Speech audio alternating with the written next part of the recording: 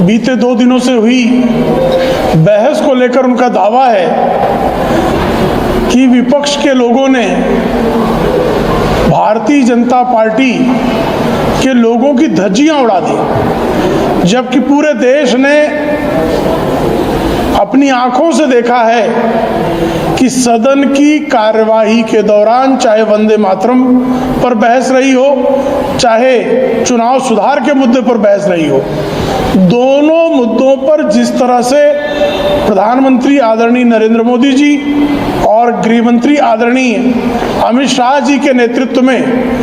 सत्ता पक्ष की तरफ से जिस तरह से प्रमाणों और तर्कों के साथ बात रखी गई, उसके चलते श्रीमान राहुल गांधी समेत विपक्ष के नेता जो हैं वो बगलें झांक रहे थे वो। और जब घुसपैठियों पर जब तक श्रीमान राहुल गांधी और उनके पूर्वजों के चुनावों के दौरान किए गए चोरी और डकैती के मामलों पर चर्चा हो रही थी, तब तक टोका टाकी करने के बावजूद कम से कम सदन में विपक्षी टिके हुए तो थे। लेकिन जैसे ही घुसपैठियों को निकालने के बारे में आदरणीय गृह मंत्री जी ने संकल्प दोहराया, राहुल गांधी के नेतृत्व में सारा विपक्ष जिस तरह से सदन छोड़कर भागा है, पूरे देश ने देखा है कि घुसपैठियों के मुद्दे पर राहुल गांधी और उनके बगल बच्चा दलों की धज्जी कैसे उड़ी। जैसा आदरणीय अमित शाह जी कह रहे थे कि न तो ईवीएम में कोई गड़बड़ी है, न चुनाव की प्रक्रिया में, न मतदाता सूची में, न एसआईआर में कोई गड़बड़ी है। गड़बड़ी है तो कांग्रेस के संगठन में है। और कल उड़ीसा के एक विधायक मोहम्मद मुकीम ने श्रीमती सोनिया गांधी को पत्र लिखकर आदरणीय गृह मंत्री अमित शाह जी ने जो बात कही थी उसकी पुष्टि करने का काम किया है। मोहम्मद मुकीम जो उड़ीसा वगैरह में वैसे भी कांग्रेस के विविध राज्यों में चंद विधायक रह गए हैं, उंगलियों पर गिनने जैसे विधायक रह गए हैं। मोहम्मद मुकीम ने कहा कि श्रीमान मल्लिकार्जुन खड़गे जो कांग्रेस के अध्यक्ष हैं, उनकी उम्र अब अध्यक्षता करने लायक शेष बची नहीं है। मोहम्मद मुकीम का कहना है कि जिस तरह से श्रीमान राहुल गांधी कार्यकर्ताओं और पदाधिकारियों से मिलने का समय तक नहीं देते हैं, कांग्रेस डूबती हुई नैया है और उस डूबती हुई नैया के उबरने की कोई संभावना दिखाई नहीं दे रही है। और मोहम्मद मुकीम कोई पहले नेता नहीं है, कांग्रेस के तमाम नेता कांग्रेस के इस डूबती हुई गति को लेकर लगातार बातें करते रहे हैं। जिस तरह से बिहार में सिर्फ 6 सीटों पर कांग्रेस सिमटी है, ऐसे तमाम राज्य हैं जहां कांग्रेस का खाता भी नहीं खुला है।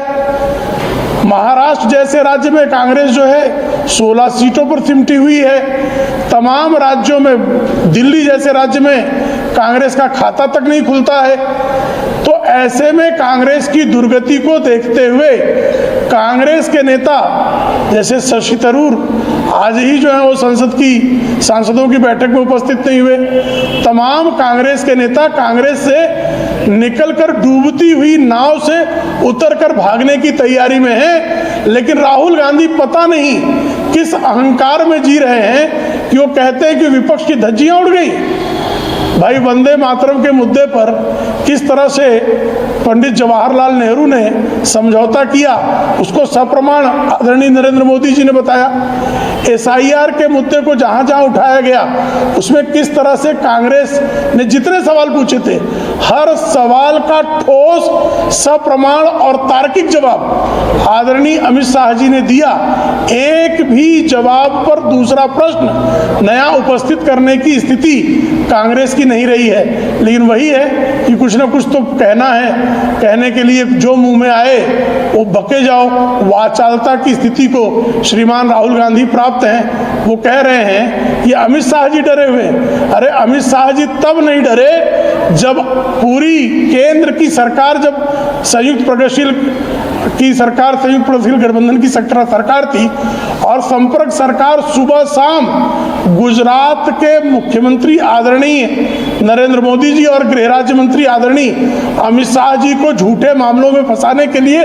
दिन रात चालें चलती थी, तब भी अमित शाह जी जो हैं न डरे न झुके और जिस साहस के साथ मुकाबला किया उसी का परिणाम था कि कालांतर में इशरत जहां के मामले में स्वयं अदालत को कहना पड़ा कि पूरी तरह से फर्जीवाड़ा गढ़ के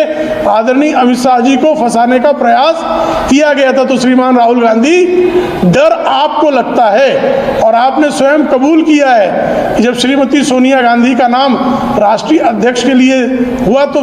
बेटा बेटी दोनों जो हैं वो डरे हुए थे कि इनको राष्ट्रीय अध्यक्ष बना देंगे, पता नहीं क्या होगा। तो डर आपको लगता है और आप जो हैं चुनाव के दौरान भी जिस तरह से गायब हो जाते हैं, संसद के दौरान जिस तरह से विदेश के दौरे करने लगते हैं, जिस तरह से मुद्दों पर आपकी टिकने की स्थिति नहीं है, वो पूरा देश जानता है। और जो राहुल गांधी की दशा है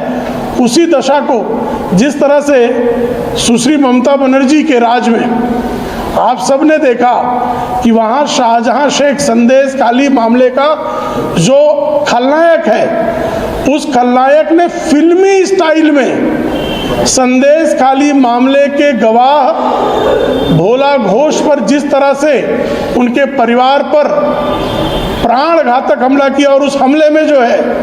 एक्सीडेंट के नाम पर जिस तरह से हमला हुआ उसमें भोला घोष का पुत्र और उनका ड्राइवर मारा गया, लेकिन उस मामले में अभी तक जिस गाड़ी से हमला किया गया उसके रजिस्ट्रेशन की मियाद समाप्त हो चुकी थी और उसके ड्राइवर को अभी तक ममता बनर्जी की पुलिस ढूंढ नहीं पाई है। तो उनके राज्य में गवाहों पर जिस तरह से हमले हो रहे हैं, कानून एवं प्रशासन की स्थिति जिस तरह से बिगड़ी हुई है, वो पूरा देश भली भांति देख रहा है कि ममता बनर्जी के राज में ना तो विपक्षी सुरक्षित हैं, ना ममता बनर्जी